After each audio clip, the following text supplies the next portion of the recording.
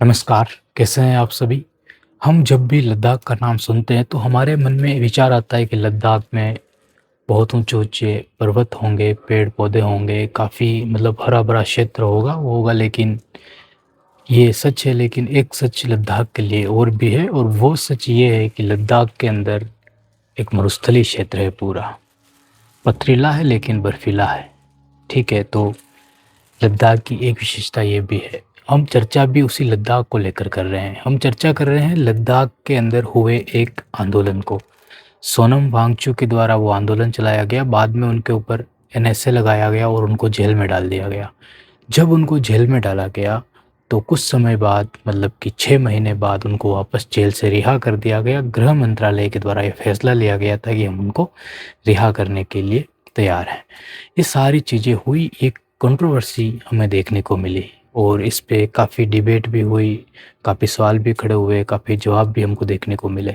लेकिन संवैधानिक तौर पे अगर हम लद्दाख को देखने की कोशिश करें तो हमारी एक क्लास हो चुकी है। आज की ये हमारी दूसरी क्लास है और इस दूसरी क्लास में हम उस बारीकी को पकड़ने की कोशिश करेंगे जहाँ से ये मामला अदालत में गया और जब चीज़ें गरमाने लगी तो सोनम वांगचुक के खिलाफ एनएसए लगा दिया गया। कहा गया कि ये विदेशी ताकतों से मिले हुए हैं, लेकिन सच क्या है वो अभी तक हमारे सामने नहीं आया है। शुरू करते हैं हमारी आज की क्लास को, ध्यान से समझना। हम बात कर रहे हैं लद्दाख का जो संवैधानिक संघर्ष रहा है। देखो, क्लास में ज़रूरी होता है कि हम कितनी डिटेल में आपके सामने चीज़ों को रख रहे हैं, हम उन बारीकियों को पकड़ पा रहे हैं या नहीं पकड़ पा रहे जो आप जानना चाहते हो। हर कोई फेंक के चला जाएगा, झूठ बोल के चला जाएगा, उससे फ़र्क नहीं पड़ता है। आपके पास कितनी सटीकता से आपके दिमाग में वो चीज़ें पहुँच रही है और आप कितना अच्छे और अच्छी तरीके से सोच पा रहे हो, चीज़ों को एक्सप्लेन कर पा रहे हो। जब आपसे कोई पूछे इस टॉपिक पे तो आप उसको बिना डरे खुल के उन चीज़ों को उनके सामने रख सको, ये कोशिश हम कर रहे हैं। तो हमारी जो क्लास है लद्दाख का संवैधानिक संघर्ष, वहाँ की ज़मीन के बारे में, वहाँ की संस्कृति के बारे में और वहाँ की 6th शेड्यूल, अभी हम बात भी करेंगे आगे। भारत की काफ़ी कम जनजाति हैं, मतलब कि हमारे देश में राज्य हैं, काफ़ी सारे ज़िले हैं। राज्य में भी, ज़िलों में भी जनजातीय लोग रहते हैं, आदिवासी रहते हैं या फिर जनरल कास्ट के, मतलब हर प्रकार के वहाँ पे लोग रहते हैं। जब इनकी चर्चा होती है तो एक 6th शेड्यूल बनाई जाती है जो जनजातीय लोगों के लिए या आदिवासी लोगों के लिए रखी जाती है। तो लद्दाख से काफ़ी कम जनसंख्या दूसरे स्टेट में है, मिज़ोरम, नागालैंड, इन जगहों पे है। वहाँ पे फिर भी 6th शेड्यूल लागू की गई है, उसमें उन क्षेत्रों को डाला गया है, लेकिन लद्दाख के लोगों को इसमें नहीं डाला गया और लद्दाख की सबसे बड़ी मांग भी यही है। समझना यहाँ पे 6th शेड्यूल, इसकी गहराई को चर्चा करेंगे, ये कितनी नाजुक है इसकी हम चर्चा करेंगे और यहाँ के पारिस्थितिकी तंत्र को हम समझने की कोशिश करेंगे। ये पूरी लाइन 3 लाइनें जो है इनको समझना और इनको नोट करना। वांगचू का अनशन और आंदोलन के पीछे का सबसे बड़ा तर्क है 6th शेड्यूल। आर्टिकल 244(2) के अंदर, देखो ये आर्टिकल लेके भी अदालत में जाएंगे वो लोग, तो आदिवासी और जनजाति क्षेत्रों की बात करता है। वर्तमान में असम, मेघालय, त्रिपुरा और मिजोरम में लागू है। यहाँ वहाँ के लोगों को एडीसी मतलब कि ऑटोनॉम्स, ठीक है, डिस्ट्रिक्ट काउंसिल, पिछली बार हमने स्टेट बोल दिया था लेकिन डिस्ट्रिक्ट काउंसिल्स होता है, इसका मतलब स्वायत्त जिला परिषद, ठीक है। वर्तमान में ये जो जिला परिषद हैं जो वर्तमान में असम, मेघालय, त्रिपुरा और मिजोरम के अंदर शामिल है।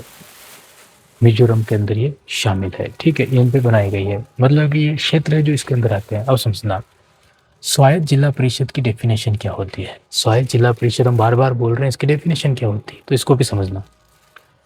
इन परिषदों को के पास विधायी शक्तियाँ होती है, विधायी मतलब कानून बनाने की शक्तियाँ होती है, यानी वे खुद ब खुद तय करते हैं या कर सकते हैं उनकी ज़मीन का उपयोग कैसे होगा, जंगल कैसे बचेंगे, सामाजिक रीति रिवाज क्या होंगे। जब किसी जगह पे स्वायत्त जिला परिषद बन जाएगी तो वो लोग खुद कानून बना पाएंगे और वो चीज़ों को तय कर पाएंगे। ये कब होगा? ये 6th शेड्यूल बनने के बाद होगा। अगर लद्दाख के अंदर बना दी जाएगी तो लद्दाख के लोग खुद कानून बना पाएंगे। वहाँ पे हर जिले के अंदर स्वायत्त काउंसलिंग परिषद बनाई जा सकेगी, इसकी जिला परिषद बनाई जा सकेगी और वो खुद कानून बनाएंगे वहाँ के लिए, जनजातीय लोगों के लिए। आगे देखना, लद्दाख की जनजाति पहचान क्या है? 97 भोट, ये वहाँ की जनजाति है। भोट, उरिकपा, लद्दाखी और बाल्टी, ये वहाँ के जनजातीय लोग हैं, जनजातियों के नाम है। आदिवासी आबादी है। अब समझना यहाँ पे जो हमने लाइन बोली थी, कई राज्यों में काफ़ी कम लोग हैं, जनजातियाँ हैं, फिर भी उन लोगों को 6th शेड्यूल में शामिल किया गया है, तो लद्दाख के लोगों को क्यों नहीं कर सकते हैं?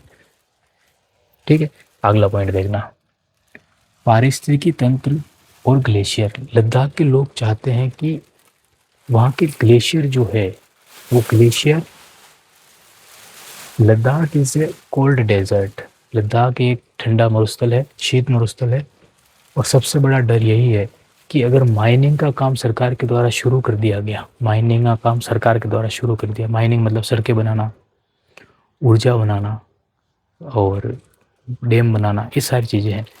अगर माइनिंग का काम शुरू हो गया, फैक्ट्रियाँ लगा दी जाएगी, खुदाई की जाएगी, ये सारी चीज़ें अगर होने लगी तो वहाँ के ग्लेशियर जो है वो पिघल जाएंगे और लद्दाख की जो खूबसूरती, जो ग्लेशियर हैं वो तहस नहस हो जाएंगे।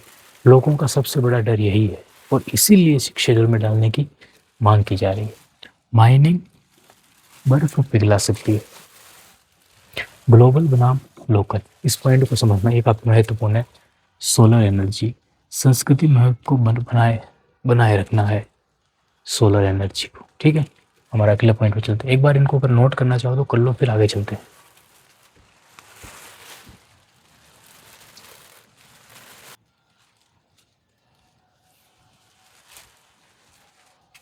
देखो, अगर एग्जाम में आपके टॉपिक है भारत का संवैधानिक तंत्र या करंट अफेयर्स के टॉपिक है तो ये क्वेश्चन पक्का आ सकता है, संविधान से आ सकता है या फिर इस डेफिनेशन से आ सकता है, हर एक चीज़ से क्वेश्चन उठ सकता है, पूछा जा सकता है।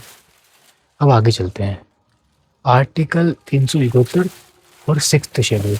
देखो, लद्दाख के लोगों ने आवाज़ उठाई है, 4 मांगे बताई है, 6th शेड्यूल शामिल है। सबसे बड़ा मुद्दा 6th शेड्यूल है, अगर वो ही लागू कर दिया जाए तो तीनों मांगे अपने आप ही पूरी हो जाएगी, क्योंकि वो इतना पावरफुल है 6th शेड्यूल। ठीक है, वो एक प्रशासनिक इकाई है, एक ताकत है वो।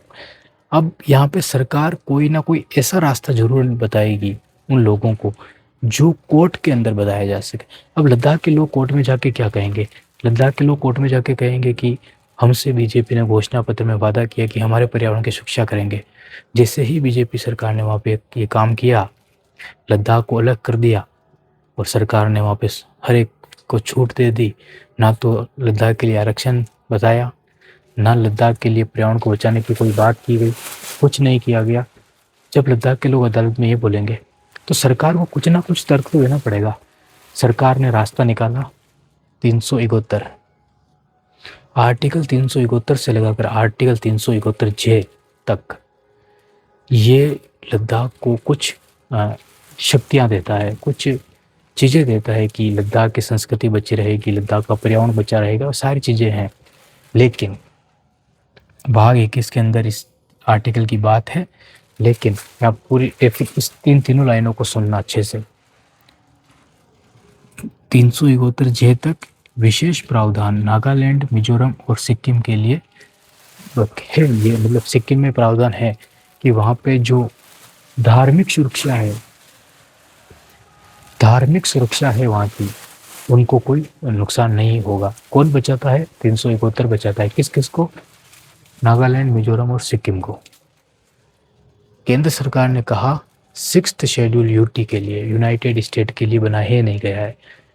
मतलब कि सॉरी, यूनाइटेड स्टेट नहीं, केंद्र शासित प्रदेशों के लिए 6th शेड्यूल नहीं बनाई गई है, वो सिर्फ राज्यों के लिए होती है। ठीक है, तर्क दिया 371 का तर्क दिया। 371 को लेकर कहा कि एक सुरक्षा कवच है, 6th शेड्यूल प्रशासनिक शक्ति है। देखो, सरकार ने कहा कि लद्दाख के अंदर 371 लागू है, जो लद्दाख के लोगों की सुरक्षा करती है, वो जो चाहते हैं वो उनको मिलेगा।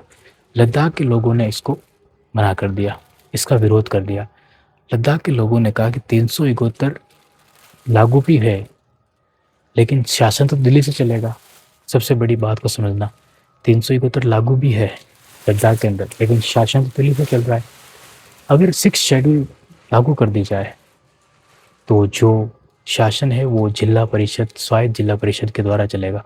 तो लद्दाख के लोगों के लिए सबसे अच्छी चीज़ है 6 शेड्यूल को लागू करना, इसीलिए उन्होंने इसका विरोध किया। व्हाट इज़ द ट्रूथ, सच क्या है? सच समझना, लद्दाख एक सामरिक क्षेत्र है जहाँ सरकार नियंत्रण चाहती है, लेकिन विकास केवल ग्लेशियर जो है उनके माध्यम से नहीं होना चाहिए। LAC और LOC, line of control, line of actual control, दोनों हैं। चाइना है, पाकिस्तान है, हमें दोनों से खतरा है। कभी भी युद्ध हो सकता है, कभी भी वॉर हो सकता है। तो सरकार को वहाँ पे पूरी तरीके से अपनी आर्मी को एक्टिव रखना है और वहाँ पे पूरा नियंत्रण सरकार का होना चाहिए। लेकिन वहाँ पे पर्यावरण की सुरक्षा करना, वहाँ के लोगों की सुरक्षा करना, वहाँ के लोगों के रोजगार की सुरक्षा करना, वहाँ पे उनकी नौकरियों की सुरक्षा करना, हर एक चीज़ भी तो सरकार के हाथ में है। उन लोगों ने 1950 से लगाकर वर्तमान तक लद्दाख को बचाए रखा, लद्दाख में एक अपनापन इस देश के प्रति बनाए रखा। तो उन लोगों की हितों की रक्षा करना भी हमारा एक फर्ज है, ठीक है। पर्यावरण की सुरक्षा करना 2020 के बीजेपी के घोषणा पत्र में था। लोगों को लगता है कि उनके साथ विश्वासघात हुआ है और ये सब चीज़ों को लेकर वो अदालत में जाएंगे। तो मिलते हैं हमारी नेक्स्ट क्लास में। बहुत बहुत धन्यवाद आपका।